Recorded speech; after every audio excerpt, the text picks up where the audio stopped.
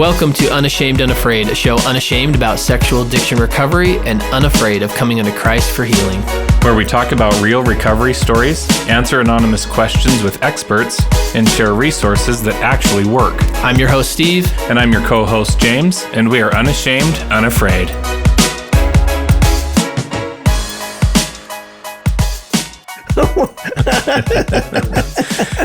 What's up, Chris? What up, James? How you doing, man? Good.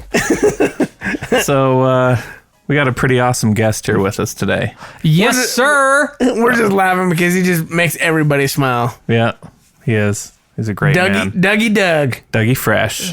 Yeah. Professionally known as Doug Nielsen. Yes. Just, yes. Put that out there. DougSpeaks.com. DougSpeaks.com. Speaker, there's some credentials behind him speaking, by the way, that he doesn't always talk about, but the dude is the real freaking deal. Yeah, award-winning speaker, yes. Correct. And executive coach, does some therapy too. I'm barely learning how to manage one of those three things. He's doing it all. Yeah. So, and he does it well. Yeah. Oh, and by the way, he's written a book. Oh, yeah. It's like, just keep adding it on. Yep. So if you'd like to grab life by the helm. Ooh. We will have a link on the website. Yes, sir. Absolutely. To the audiobook, which if you want to join us in the bonus content, we have a very good discussion about the audiobook, which is excellent, by the way, and well worth the listen. So, so is this podcast. Yes. Definitely worth a listen. Yes. So, if you want more people to be able to hear this great message, right, we're sharing of hope and of Doug. Give us 5 stars on iTunes, even if you're not listening on iTunes. That is the way the world decides whether or not we should show up in people's searches and stuff. So that's the best thing you can do for us. We are a nonprofit 501c3. So if you'd like to donate, become an outsider, get the bonus content, unashamedunafraid.com/donate. And what do we do with that money, Chris? We provide scholarships for the Warrior Heart Boot Camp. We provide scholarships for Heart of Woman and the retreat. And then we also provide scholarships for those who are seeking therapy. So therapy sessions and therapy programs, systems. All sorts of different, right? Yes. So where can I go to apply for a scholarship? unashamedunafraid.com/sponsors. No, scholarship. I do that every freaking time. But you can find a sponsor at any 12-step meeting, and I think that you should. Time. And I think that you should. And we do have some of our newest outsiders for this month, this quarter. We'll just shout them out here. So we have Will, who we recorded on a podcast. We also have Shane and Kristen. Love you guys. Thank you for becoming outsiders. And we have Mark and Alex. See you, Mark and Alex. I see you. Thank you so much for becoming outsiders. Your dollars do make a difference in helping those who would not be able to afford therapy otherwise. So thank you. Right. To all those listening, love you. We are not that great. Doug is awesome. So I'm going to shut up, even though it's hard for me to do. And I'm giving Chris and James the stare of stop talking, even though we love Doug so much, because we should just let people hear from Doug. So with that, we will get in the studio with Doug Nielsen.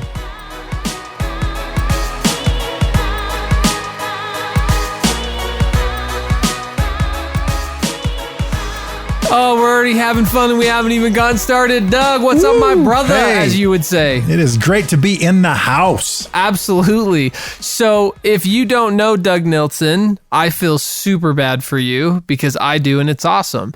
But for those who don't, paint yourself into context for us.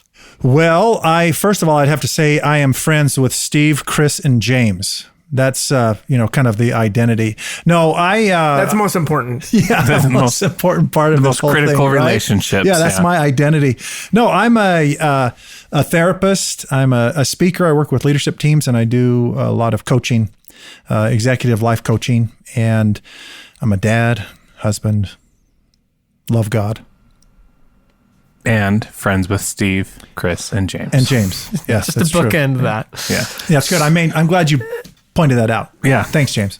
So, I've had many moments with you, Doug, where I'm like, oh, like that's how I should be. Like there's this positivity, right? And this energy and this life that you have that I'm like, oh, we could all just live that way. Like that's better. I should just do that. And I think that's really key to, right, dropping into this episode. I think you were like such the perfect voice for this, is like, we talk all the time on here, all the time, every episode. If you say once an addict, always an addict, we're going to take you out back and curb stomp you. If you don't think recovery is real, listen to this. Like we like unashamedly like tote that banner all of the time. Right. And, but then we don't talk about like what that transition actually looks like. And as someone, I think, who is experiencing that currently in some ways personally, you move from like denial. Yeah. I don't have a problem. You have a problem. And then you move into this like, okay, I have a problem. I want to work recovery. And then you kind of get in this rhythm where you're like, I'm in recovery. And when my wife gets mad, I hold space, right? Because I'm like, I get it. I've done some messed up stuff. I'm understanding trauma more. I understand why I'm doing what I'm doing. And then like there's this healing that happens and this God thing that no one gets. And then they kind of get it. And then their lives change and all this stuff happens. But then it's like, so how do you end that phase of being someone working recovery to recovered and just living a sober life? Yeah. Because, like, to be honest, that's wild. Like, that's a big transition. It's a huge transition. And, you know, it's interesting because often, and going back to your point where you're going to, you know, take me out back and stomp me if I mention certain things, or Sparta kick me or throat punch me or something. But, you know, this idea that very often we have an identity that is created, quote unquote, I am an addict. I am a victim. I am whatever the case might be. And so then when you get out of that realm, you know what, you might be in recovery and that's good. But the idea is that's not sufficient. You know, hey, I'm clean. You know, that's stage one recovery. One, you quote unquote, quit the drug. Mm-hmm. But stage two then is getting a life. But there is, call it anxiety, identity anxiety, where we literally shift saying, you've got to create a new identity, the way you see yourself. I'm not the addict. You know, this is who I really am. And then creating this new life from there. Just talking with a guy last week, and he said, what's the point of recovery if you're not having fun? And it kind of blew my mind. It went, right? And I'm like, talk to me. What do you mean? He said, you know, seriously, what's the point? If all you're doing is white knuckling it, I'm you know, working recovery, and but you're not having fun. You know, what's the point of going to church if it doesn't renew your heart? And if I go with an attitude of open heart, my heart will be renewed more often than not at church. Now I've got to work at it sometimes. Okay, maybe a lot of times, but the idea is, what's the point? And I think the French, they put it this way. They call it raison d'être, which really stands for what's the purpose for your existence. And I think stage two recovery, that's exactly the question you start to answer. You know, hey, you know what? You're recovered. You know what? And this recovery, this addiction has awakened you to this purpose. And what is that? And so being aware of, I need to have an identity, and I don't want this anxiety around this identity. I want to create this new identity of who I really am. And I think it's really just getting back to that notion of who you really are as a child of God. Yeah, and so for me, you know, this is really resonates with me, this whole aspect of this, because as I started my recovery process, really engaging in recovery, sobriety, and all of that, what happened for me is, you know, 2.5 years sober, you know, recovery, lifestyle, doing all of the things.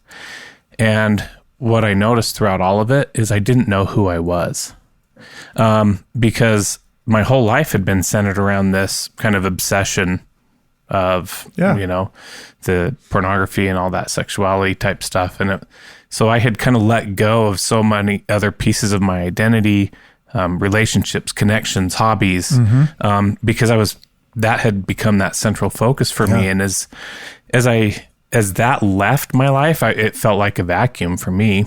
And so for me, it showed up in the form of depression. I didn't know who I was anymore. At this 2.5 year mark of being sober, I'm like, who am I? What am I doing? And I just had no idea who I was anymore. And so it was, I think this is like you're talking about, this is a common theme that can happen if we, don't grab pieces of identity as we're going through that recovery process along the way too, or take that second stage. Yeah. Second stage recovery. Isn't that interesting though? Because you get into that identity anxiety of like, who am I? Yeah. And you can't over time behave different than the way you see yourself. It's impossible over time. You can white knuckle. Say that slower. Okay. It's impossible for you over time to behave different than the way you see yourself. That's the the governor of my behavior, the way I see myself, because I'm not going to ultimately over time act different than the way I see myself. So it's like, to James's point, it's absolutely critical, for me to say, I think in many ways it's to be able to choose it again, who I really am. Yeah. Right? I mean, and I remember in recovery, doing all kinds of stuff to try to discover who I am. And I remember doing, discovering new hobbies. So like I took art classes. I was in a play. Yeah. I started hiking and backpacking and camping, stuff that I hadn't done, in order to try to really uncover who am I now, or who do I want to become now? Yeah. Now that I'm free of this compulsivity and this obsession. That's so true. It's interesting. That remind me of, do you know that the samurais, right? Some of the greatest warriors of all time, do you know that they spend half their time learning to do like flower decorations and art and that kind of stuff? And that really I'm like, wow, here are some of the greatest warriors of all time. And yet they understand the importance of the soul. And I think the stage creativity. The creativity. And part of that is saying, where is my, the soul? Yeah. Do I feel alive? Mm-hmm. When's the last time you've been moved to tears by a sunrise or a bird soaring or whatever the case is, right? Where, and I think that's the stage 2 is getting a life. I want to come to life again. Addiction takes that life. It totally does. It kills it. Right.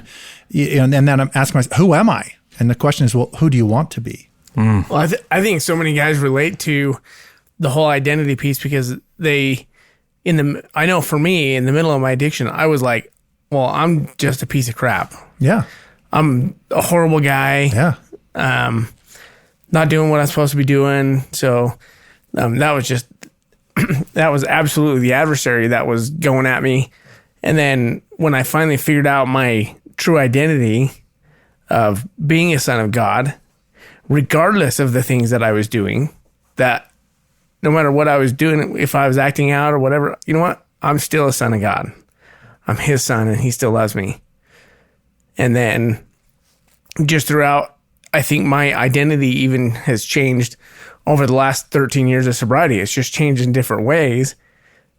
And like even just over those last couple of years, my wife was like, I hope you get to keep this new job because you finally have been able to be yourself and become this new person that I love seeing come so alive because I've been able to do so many other things, be, going hiking or being with my family. And so it's like really changed my identity and I don't have all this addiction, like pulling me down and dragging me down and saying, you're just this piece of crap because just like you said, we can't, what did you say? It was like we can't behave different than ultimately the way we see ourselves over time. Right. Yeah. Well, so tell me how, how do you shed the once an addict, always an addict when still holding space for that addiction's a thing? Because I think there is an empowerment there. And when people want to be like, don't ever use the word addiction, don't ever say, I'm like, no, there's something powerful, I think, to be like, no, I've got a real problem. And it most stands out to me, James, when you shared your story. Yeah. And you were like, I'm reading this book and it's like, oh, that's what's going on. And it was an empowering because you're this is a thing, I can do something about it. But then I see so often that get turned into this label, right? And so I think of like often I see it in the 12 step, right? Where it's like, I go to my meetings and I work my steps and like, till you're dead. Like, and to me, I'm like, if that's your larger story in your 12 steps cycle, some like Stephen Croshaw founding SAL, I'm like, that's a larger story. Yeah, bro, you keep going to those meetings because he's helping so many men and women in a recovery get support and do that. But like, there's this management thing that happens, I think, for a lot of people, where myself included, where it's like, I'm just kind of managing, I'm this manager of this addiction. I'm a manager in recovery. So how do you balance between like, hey, I want to own, right, kind of this identity of, hey, I'm an addict, I've got this going on. So that ownership pulling me in, but then not holding me down, that I'm always just going to be someone who is a week sober or a month sober. And I'm just all the time living that way. Excellent. And I think very often, so for instance, if you go into, say, coaching or you go into counseling, very often the whole focus is on just the brokenness, the pathology. And without a doubt, we've got to identify that and we've got to be aware of what that is. And I call that the fifth point of the compass, right? No, hang on, Doug, there's only 4 points of the compass. Well, the fifth point is where you're at right now. So if we dropped you over in Russia, in Siberia, and said, hey, go to Salt Lake City, go to Chicago, where am I? Just get to Chicago, man. Just get to Salt Lake. It would be nearly impossible. We've got to know where we're at, and we've got to own that and saying, this is part of my story, and brutal honesty. And yet also within that heart, I think there's an evil one who wants to, kill that heart, because in doing so, it kills your purpose. And Chris, you just talked about that. You're saying, hey, I get back to my true identity, and then therefore I can live my purpose. So one of the questions is, very often you go into a conversation, and what happens there is it's just the brokenness versus, do you feel you're living your purpose? What's your reason for existence? And you start asking questions like that awaken the heart, and really where it stirs what we're yearning for. There's a larger story to live in, and this is part of my story, quote unquote, the brokenness. That's part of my story, but that's not who I am. This is what I did. This is what's happened to me, but that's not who I am. And to be able to spend some time, in fact, just a coaching client today said, I have no clue who I am. I have no clue. And I said, well, you know what? Just my little interaction with you over the past few weeks, let me just say this. Here's a good start. One, I've seen, and this is true, and I'm not blowing smoke. One, you are love. You love. You are courageous. You have been through some hell in your life, and you've gotten through that. You are one who rescues and fights for the underdog. And he is now in tears hearing this. I'm saying, so you say you don't know who you are, but I do know core foundation. That's who you are at your core. And that's how you show up in life when you're in that larger story. And he's like, wow. He knew it. It resonated because he told me about it. And I just reflected it back to him and said, you know who you are at your core. Don't get confused here. There's a God who made you. And he said, guess what? I've got a reason for you to be alive today on this earth. And let's get you about doing that. What I think is cool too is like understanding where you are and kind of going back to what you were talking about, Steve. So many guys are afraid to admit, oh, I'm an addict. But at the same time, if you look at it, yeah, I'm an addict, but I don't have to be an addict for the rest of my life. That can change. My identity can change.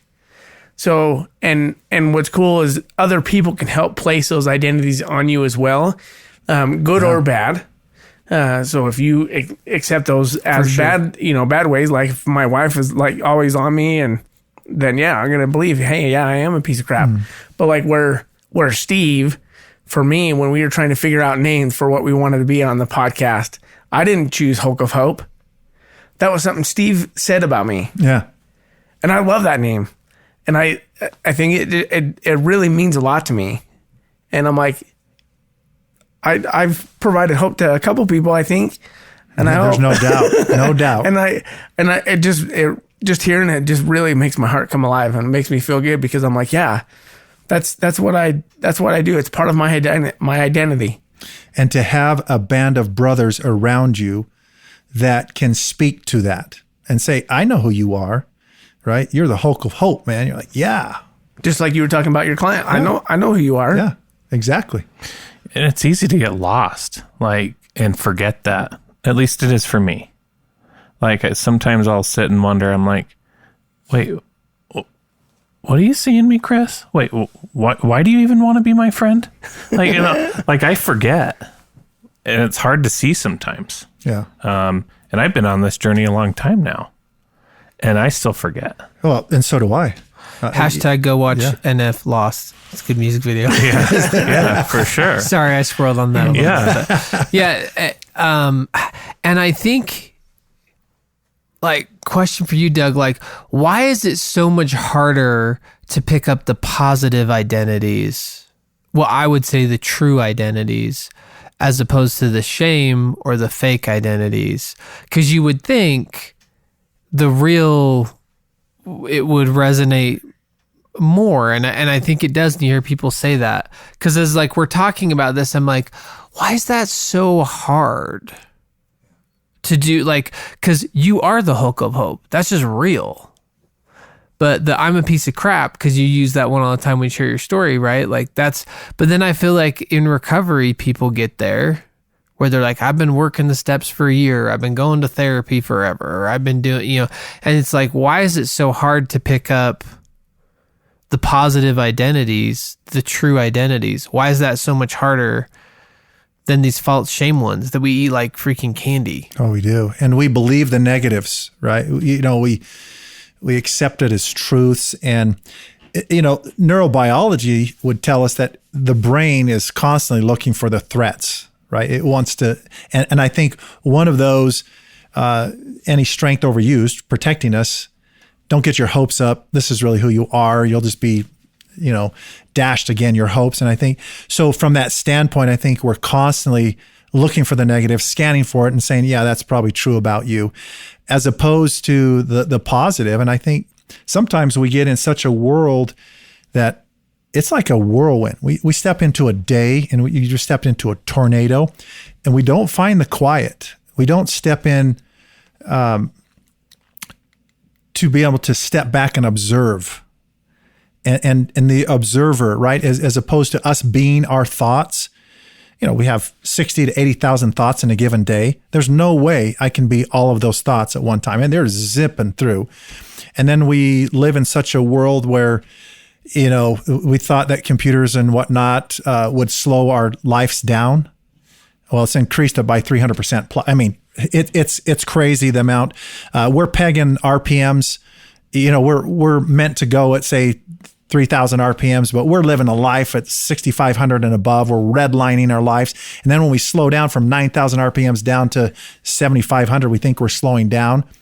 And my point is, our brain is running so fast to be able to step into quiet and listen and be able to allow the divine to communicate with us and to help us recalibrate daily the truth and to purposely connect to who do I, let me back up here. It's not what has happened to me or what didn't happen to me. It's not what I did or what I didn't do or what's going on right now. The key question I think we can ask ourselves is, who am I becoming? Who do I want to become? And that key question right there, and even going to that future self and saying, how would my future ideal best self deal with this situation? And how would that ideal future self come back and talk to me about my true identity? To accept the positive, because it's so easy to accept the negative. And, if I'm giving a keynote speech to 1,000 people and I see one guy who looks bored, right? And everyone else is having a good time. That guy's taking me out. And I have to be conscious about that, saying, no, your identity is not based on what he does or doesn't think of you.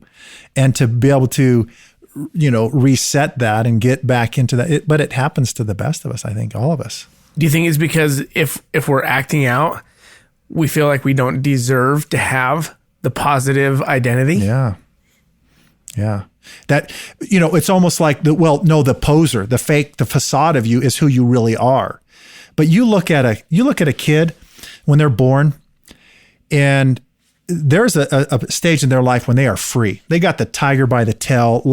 They could do anything. And somewhere along that line, like Jesus talks about in Luke 19, he's come to seek and save that which was lost, not those who were lost. That's clear. He's going to save those who are lost, but which was lost. You look at a little kid And along the way, there's some things have been stolen, taken away, lost, beat, hidden. And I think that's the true identity. And I think then along the line, we have this wounding that happens. And then we create that pose and lose the larger story until, and this can be the thing, you've heard the term, the blessed addict. And what the blessed addict, what are you talking about?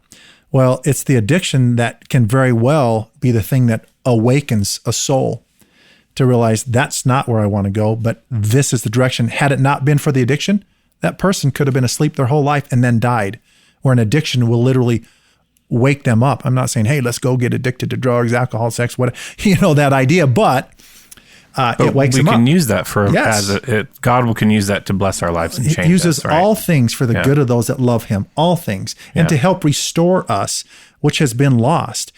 And addiction brings it to the forefront. We're like, oh my word, my life, this is not working. God, I need you. Come into this with me. Yeah, I mean, I remember the first time I heard Kayla give that sentiment, right? Say, I'm glad Steve and I have been what we've been through, right? Which I was like, whoa, right? That's a mind blower. That's a mind blower. And as you've been talking about this, it has reminded me of, one of our favorite clips from boot camp, right? Les Mis. Yeah. So it's the clip from the Liam Neeson version. Right, when priest takes him in, they dinner, right? He freaks out at night. Priest sees him stealing the silver. So he assaults the priest, gets out of there, gets caught. And when he comes back, the priest is like, oh yeah, I gave him all that stuff. And in fact, he forgot the candlesticks. Like, why did you forget those?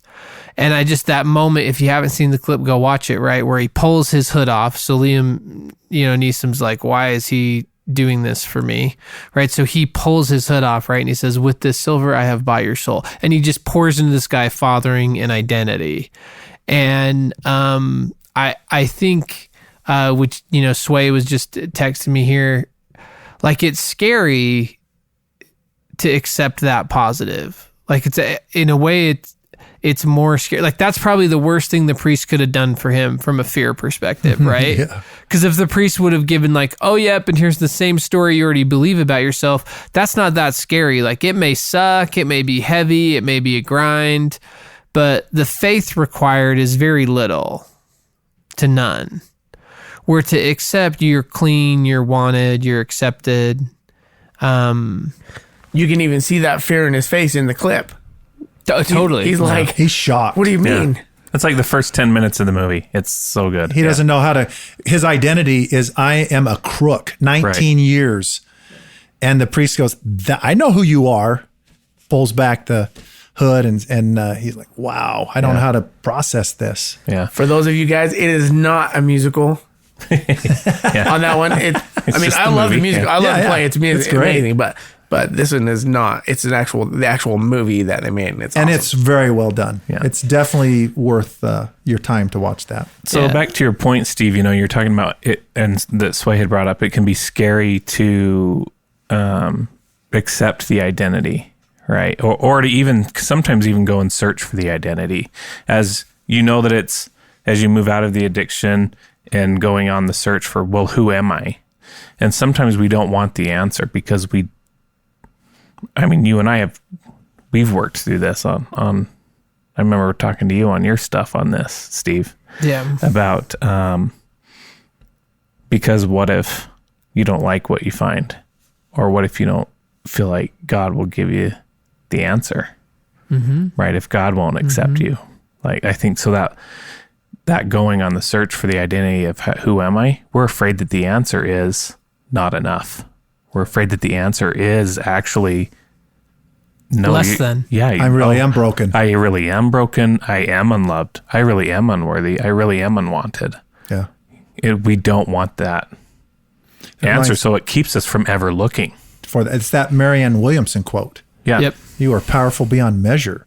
And it's our light, not our darkness, that just freaks us out to go out and to live, stage 2 recovery, this idea of, I want to live from my heart. Mm-hmm. I want to live wholeheartedly, right? Courageously. And at that, the definition of courage, right, is to live with your whole heart. Mm-hmm. To be discouraged, right? Discouraged is to lose heart. You numb out. We just go through half asleep. and not even scratching the surface of what is out there for a person, right? And understanding there's so much more, but it scares us because that requires something of us. That requires us to step into the unknown. And that notion that the amount of risk we take really tells us about our view of God, and to step out and say, ooh, what if I am not enough? Yeah. But what if you are? Well, and I just thought of that quote, which, by the way, I want everyone in this room to know, I legitimately called Ransom Heart, and I don't remember who I talked to, but one of the people there, and I'm like, look, we in our circle quote John Eldredge all the time as saying the amount of risk you take reflects as you feel about God. Where did he say that? And they literally called me back like a week later and were like, I don't think he's ever said that, like word for word. I'm like, can you have him throw it out on like his Instagram or in his next book so we can start saying when we're quoting him, we're actually quoting him? But I guess my question is like, why and how with the risk? Because it just, you've done all this risky behavior with addiction. Like risk has not always been a friend. Right. The spiritual word in my vocabulary for risk is just faith. Yeah. So how do you wholeheartedly, right, with courage, embrace risk? Because I think that is the key factor, which you said earlier. The only people who have sobriety like Chris is because they believe they will. Right? Like at some point in time, you just have to cross the line in the sand where you're like, and Chris says, he's like, at some point in time, past all the trauma, at the bottom of all of it, like you really come to a clarity where then you do have a choice. Mm-hmm. And it takes a lot of courage to be like, I am going to not be in the script of being an addict anymore. And so what advice would you give around, like, how do you even embrace the risk? How do you do that? Is that interesting? I would say, the thought that's coming to my mind is the definition of faith is believing that what you can't see will happen, right? Believing that what you have a hope of faith for that. Believing that what you can't see will happen. Well, what's the definition of fear? It's believing that what you can't see will happen.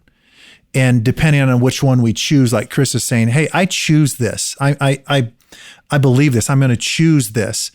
And, to be able to risk based on your core of who you are is healthy risk, right? That is faith. But when I'm just taking reckless risks, no, there's not so it's kind of like this, right? The steering wheel of a ship, a helm. At some point, I've got to be able to see that I can act or be acted upon. And that as I take the helm of my life and pull other people's hands off, circumstances, environment, and I understand that ultimately, even God's not going to come and take the helm of my life to take my agency. He's not going to do that. Even if I ask him. Right. He won't. Nope. It's like, nope, I'm right here. I'll point the way, but that's your life and I'll help you. You've got to work out your own salvation with fear and trembling. No one can do that. Only you can choose. Only you can choose happiness. And that's your choice. That's agency to act. But along with that, we've got to have a goal of where we want to head. Where's my lighthouse? Where am I headed in life? And then but we've got a North Star, if you will, that then becomes, here's the lighthouse is where I want to go. I've got some goals out in the future of and who I would like to become, but the North Star then is how I do it. That's how I go along that. It's who I'm becoming in the process as well. And saying it's based on, I'm taking risks based on becoming the person I want to becoming the person God wants me to become. And versus, like you mentioned, the risks that are just reckless and I'm out there living dangerously because it's based on principle. And it's like this idea, the other piece that comes to my mind, Viktor Frankl, World War II concentration camp survivor, wrote the book, Man's Search for Meaning. Haven't read that? Get that book. And you met him. I did meet him. Yep. The same year he died, 1997. And one of my heroes. But he says, hey, you in America, you have the Statue of Liberty. On the East Coast, you need a Statue of Responsibility on the West Coast because you can't have one without the other, or one will go amok, right? You've got to have both, and I think that's the idea. But it's scary but it's only in me taking risks or a person taking risks that God can then show up for us. Because if we don't take risks and, sure, a ship is safe in a harbor, it's not what a ship's meant for. It's meant to sell. And that's what keeps our hearts alive, I think, in that second stage of recovery is you got to sell, man. Every day, you've got to do one thing that scares you. Some way, make that phone call. And sorry, for those of us who have spent most of our life trying to earn it, sell a ship, not sell ESSELL, right? Yeah, that's right. It's selling a ship. A ship is, it's safe in the harbor, but that's not what it's meant for. It's meant to go out and sell. Right. Which I think is, and I bring that up because it's like I've tried to sell myself in a way that people would accept me for a long time. Yeah. And that's not, because I think that's the parallel process of risk, right? So second book, Doug, there you go. The difference between sell and sell. So, because there's a first book and we'll talk about that. So for me, I'm, as you're talking, I'm putting myself in, into my early recovery, and I'm like, what are some steps I could take, Doug, to move toward this, stage 2. Yeah, this stage 2, this next level. What are some just practical steps that I could take to start moving me toward that?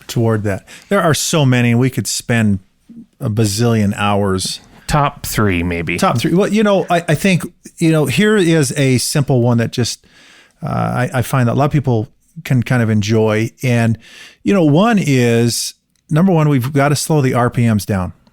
Okay. The mindfulness kinds of things. We've got to slow our mind down and do nothing and breathe and just slow down. And I mean, so I kind of hate doing nothing because I don't know if I like being with myself doing nothing. Exactly. Well, that would take us on a different path of being able to be okay with you, right? And being able to be at peace with that, as opposed to constantly distracting myself away from, I may not like it, but I need to experience it. Yeah. I may not like what's going on, but I do need to experience that. And so this idea of being able to just kind of slow down. And if it's just breathing, if you want to be able to just go in and do some 4-4-8 breathing first, there's 3 steps with this. But the first step is just to calm the mind down. We are often running in that limbic system, that amygdala, that fight or flight or freeze mode constantly. We're in this hypervigilance mode. And just to be able to even take a few slow, deep breaths can do wonders. You take 3 slow, deep breaths right now, right? Envision a plunger on your gut. You breathe deep into the belly. The chest barely moves. Don't have your chest move as much as you can, and let that belly just go out and get a deep, full breath. That tells the brain, hey, slow down. We're okay. We're not being chased by wolves. We're okay in this moment. So what's the 4-4-8? Oh, yeah. Thanks. Okay. So breathe into the count of 4. Hold it to the count of 4. Breathe out slowly with love and compassion at the count of 8. So that's just to slow it down. Just breathe in nice and easy. Or do 10 minutes of mindfulness or whatever that is. It's just slow the mind down. After you've slowed the mind down, then just sit and listen. Just kind of listen to see what comes up for you in relation to what's going on in your life right now. And just listen. And then, third step, what action can I take on this? What can I do with that? Now, I know it's kind of, how do I move towards that identity? Well, slow the mind down, listen. What comes up for you? What is that truth? Can God speak to me in that moment where I'm listening? And then from there is, how do I operationalize that? How do I actually move towards that? That's one idea that is really powerful. You can do that in 5 minutes. You can do that in 15 minutes. It's powerful though, because ultimately it's saying, I'm going to trust that there is a solution that I can connect with who I really am. I'm going to trust that something's going to come up for me, and trust that heart that it'll speak to me. Trust that God will speak to me. So 1, slow the mind down, breathe, slow down, meditation, mindfulness, whatever the case is. Number 2, listen. Just sit and listen. See what comes up. Tune in. You can tune into your body too. What's going on in the body? I'm feeling some tension here. Just be with that. Be mindful of it, and then see what comes up. Third, what do I do with this now? What's the honorable action I can take based on this? Another idea that can be helpful is if I were to ask you, how would you describe your life right now? Give me the 3 words to describe your life right now. And you think about, what are those words? Oh man, out of control, worried, anxious, self-doubt. There might be some happiness, who knows? But write 3 words that would describe your life right now. Now go ask, if you have a wife, how would she describe you in 3 words? Ask some friends, how would you describe me in 3 words? We get a little bit of a 5th point of the compass, a baseline.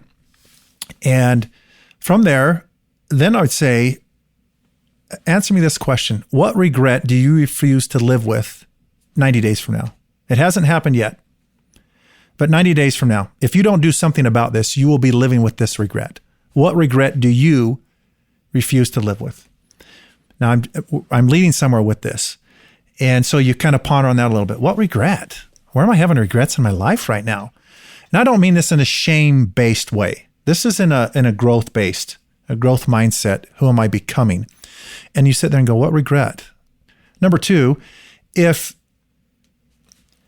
people at your funeral were describing you in 3 words, and particularly related to a particular area of your life. Now, that's not going to happen. They're not going to talk about you, particular area of your life at your funeral. But what words would you yearn to hear them describe you as? And you kind of listen to that for a moment. Or somebody you admire incredibly. How would you love to describe you, them to describe you in 3 words?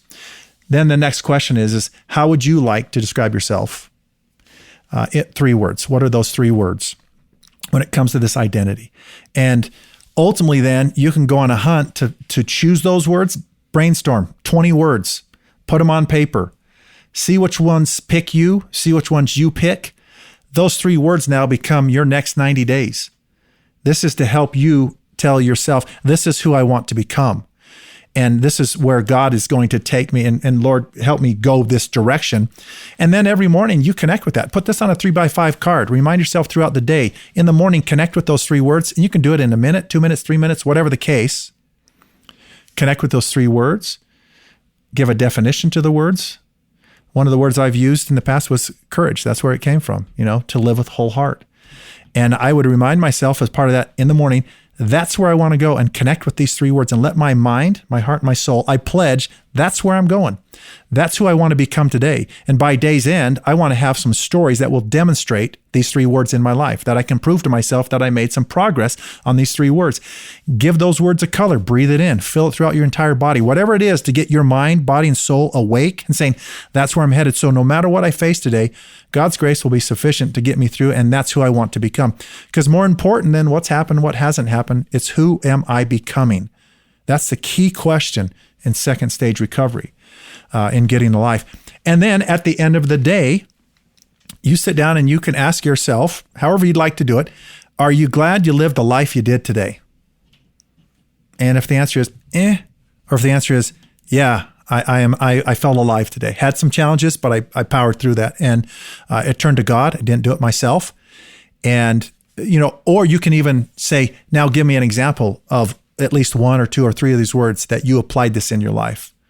Show me. And that's the idea, James. I hope that kind of gives a couple ideas of how can I really do something about this identity of who I want to become? Because your purpose in this sense, it's not so much discovering your purpose, although that can be part of it. It's you choose your purpose. Love that. Yeah. So how much do we owe you for this session? No, it's great. I mean, it gives some really practical ideas, just something that's implementable right now. Yeah. Right. Something all of us could do today. But the problem I know is that so many people will listen to this and they're like, yeah, that sounds great. And then they'll just move on to the next podcast or whatever. They just move about their day. So I want to challenge anybody that's listening to this right now. Rewind this back a few 30-second slots so you can get to the beginning of it. And then go and do exactly what Doug just said. Get the 3 words. Go do that. Put that on the 3x5 card. Like, go through that process, because it's just like when we're praying and we want to connect with God and we pray and then we just go about our day and we don't take any time to listen to God. Yeah. We're missing him. Exactly. We're missing his message to us. Yes. And so I'll take give that. the layer on that. When you get those words, email them to Chris. And one person I invite you to get those words from, he's going to be pissed from today.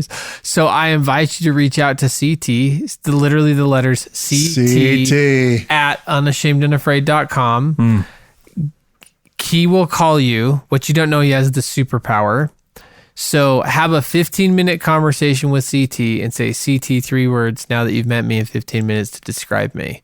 Get 3 words from CT. Get your 3 words from your people. Email them to Chris. There you go. Man. Chris at unashamedandafraid.com. I want you to know, I texted Kayla while sitting here and was like, 3 words to describe me, ready, go. Oh, well. Yeah, and so I'm in. Right, so we've got 2 really practical things. Slow down. Yeah. Right, is kind of your first one, right? Yeah. And then multiple ideas around what that looks like to slow down. And listen, what comes up from your soul, your heart, what's it saying to you? Get in the habit of listening to that and then acting on it. Right. And the way that we can act on that is just what you described. There you go. Yeah. Yeah. It's great. Absolutely. And one piece before we move beyond that, if I can, this now becomes, you connect with it in the morning, throughout the day, and at the day's end evaluation. It doesn't have to take you long. It is short, it's quick, and it's basically saying, is your heart alive? But then this becomes the focus of your conversation with friends. Your 3 words. The movies you're going to select are going to be based on these 3 words. Conversations at the dinner table, these 3 words. Podcasts, books, articles. But Chris, you bring up a good point, and I'm guilty of this. I devour a lot of information, but often don't apply it. And so I think that's a great idea. Ask yourself, how can I apply this to my life? Don't call us out on that, Doug. Right? Yeah. Don't call out my audiobook life. Right? Yeah. I'm guilty as charged. Yeah. No, so I mean, I guess if something is going to hold me back, or why wouldn't I implement this, Doug? What would hold me, in general, in your experience, what's going to have somebody just listen to that and go, oh, that sounds nice, and see ya, next Peace podcast, out. peace. I like it. What have you noticed are the major obstacles for somebody that's... Well, maybe it's not relevant as they see it in their life right now. So maybe it's just not relevant. Like, yeah, I'm good. I've got that. Or they don't see the need, or there's not a pain there. Another piece can be, ultimately, it's my thinking, right? Looking at, every solution begins and ends with thinking. So it doesn't matter what the problem is. It's going to begin and end with, my thinking ultimately, and through action that leads to action. But it's going to, so meaning, why wouldn't I apply this? Why not give this a shot? Make it simple. This is not a 30-minute in the morning, 30-minute at night. This can be a few minutes. Give it a shot. And a few minutes at night. Just, even just brushing your teeth and checking, hey, can I prove that I lived one of these 3 words or not? Share it with a friend. Hey, would you hold me accountable just for the next week? Next Sunday, shoot me a text. Hey, did you do what you said you're going to do based on the unashamed, front, unafraid, right? The words. Did you bring an accountability buddy in? Have some fun with it. Yeah. So, I think the answer there is because then I would have to step into my light, not my darkness. Yeah. That's what I'm afraid of. Set sail. So, I met this Methodist pastor when I served my mission in Baltimore, and he's like, I'm into you guys because you don't support drinking and smoking and all that. And I'm like, totally. He's like, I like that. He's like, you want to know what the secret is? I'm like, yeah, sure. He's like, if people want to quit, they will. And I'm like, oh, totally. He's like, you don't get it. And I'm like, no, yeah, I get it. He's like, no, you don't. Like, if they want to quit, they will. And I have a much deeper, I still don't know that I get it, but I have a much deeper understanding of what he meant. And I think that man had some hard fought battles, that gave him the life experience to really understand, and he could speak from experience, like that, yeah, and knew it. So I think to end, if I can make a request, Doug, you have a story about a guy that you met on a beach with a mask. Yes. And I've thought about that a couple times in this episode. I don't know if you'd be willing to share that here. Sure. Yeah, absolutely. So it's one of my favorite stories that's happened to me, and it really freaked me out. And I was in Belize, and I was speaking a few times, spoke to some businesses and that kind of thing down there. And I'd had such a great time. and wanted the perfect souvenir.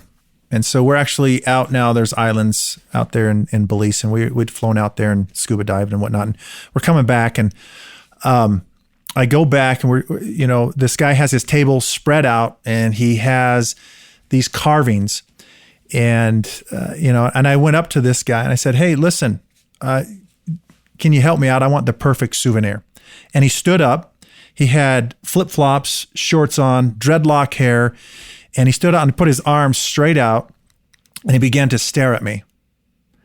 And it was becoming a little bit awkward. And then he said, "My friend, your worries are over."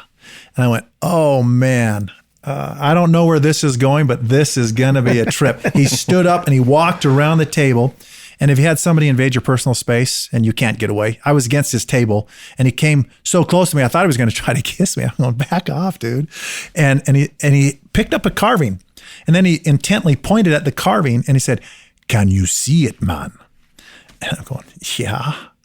And he said, "Are his eyes open or are they closed?" Now, this is a carving of a mask that he had. The eyes looked or appeared to be closed, but could go either way. And I said, "Well, they appear to be closed." And he goes, "Right, man, right." And he began to poke, and I can still see his gnarly finger poking me on the chest. And, he's the kind of guy that says, "Yeah, man," after every sentence. And he poked me on the chest, and he says, "You are wiser than you appear." And then he said, "Are his eyes open?" I think I just said that. "Are his eyes open or are they closed?" And I said, "They appear to be closed." And he said, "This is the mask of the sleeping prince. And the only way he can become a king is if he does what?" Now I'm feeling like I'm on a game show. I said, "Well, what's open his eyes for 500?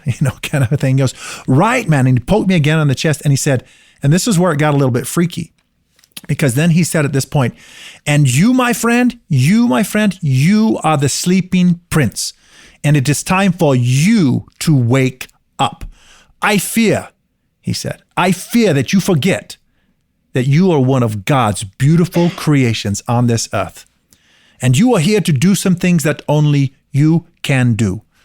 And if you don't do them, this world will be worse off because of your selfishness." And I'm sitting there. I went back to I wrote down what this guy told me because he freaked me out. He then grabbed my hand. He wasn't done, and he held it up to my chest. And I'm not used to strangers doing this kind of thing to me, right? Going, right? And he held it there, and he says, "Do you feel that?" "Yes, I feel that." He said, "That is your heart. That is your heart, and it beats today. It beats today for a reason, and you must find out why. Because it is in the why that your purpose will be had today."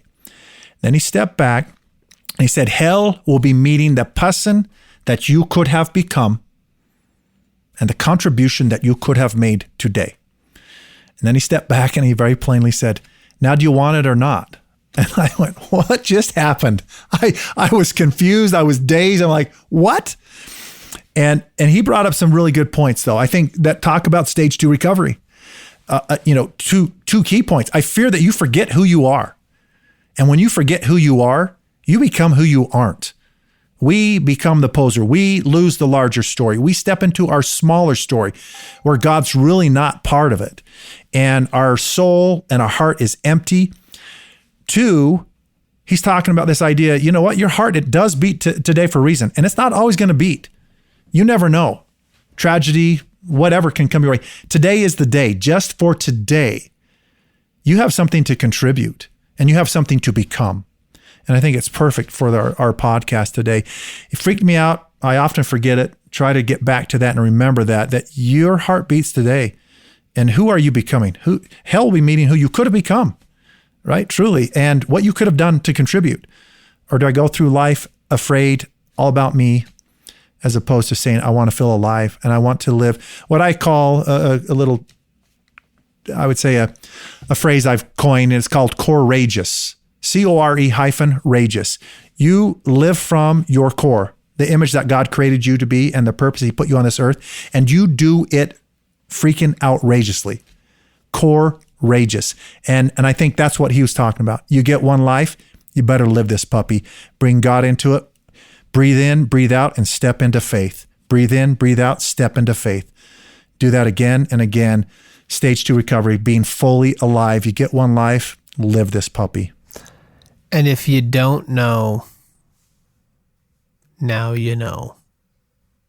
Doug, you're the man. Huge blessing. Thank you. I have been richly blessed by this episode. Hope everyone else has too. But I love being here with you guys. Just to be with I'm a you little all. speechless right now, really. no.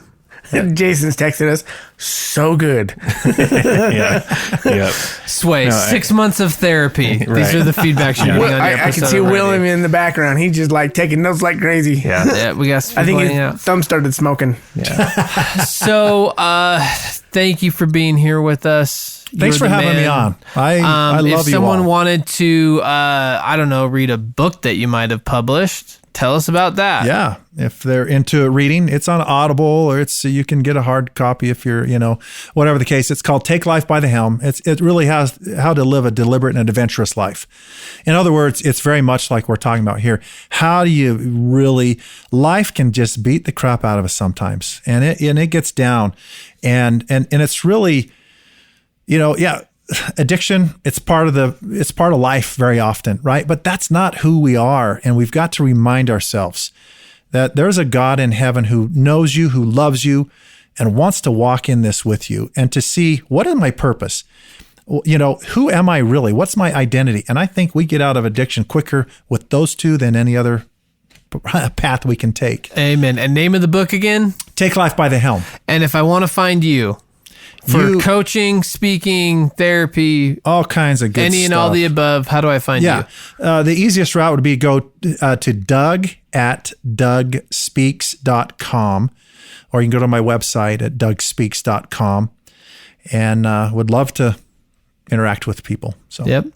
So that's where you can find Doug. If you would like to hear more from Doug in the bonus content, and if the 3 words that describe you are bold, accepted, and unashamed, you might be an outsider, and we'll see you there. If you are not, we invite you to donate. We are a 501c3, a nonprofit, and all of your donations go to funding scholarships for those working recovery, trying to get to that stage 2. So we invite you to become an outsider if you're not already. If you are, we will see you there. Give us 5 stars on iTunes. That's how the world finds us. Send us an email. Entire team's emails are there on the website, unashamedunafraid.com, or follow us on social at unashamedunafraid. And until we see you next time, remain unashamed.